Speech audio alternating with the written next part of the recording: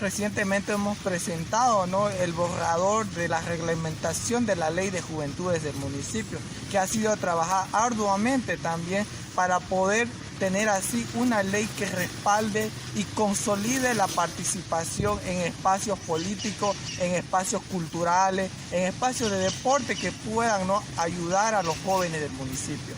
Esta ley es tan importante que se apruebe y la reglamentación aún más para que pueda dar funcionamiento y podamos consolidar ya también el Consejo Municipal de Juventudes en el municipio. Y fuera de la reglamentación también hemos trabajado en otros proyectos para conformar ya lo que es el Consejo Municipal, que ya lo venimos trabajando hace un buen tiempo. Nos ha perjudicado mucho esto de la pandemia, nos ha retrasado en el trabajo, hemos tenido que retrasar o prácticamente cancelar algunas actividades, pero a pesar de eso seguimos a la marcha. Yo creo que para todos ha sido un año de aprendizaje y también de retroceso,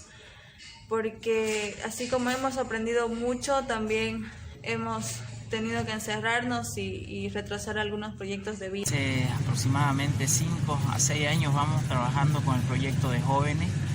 con buenos resultados para el municipio, gracias al apoyo, ¿no?, de procesos,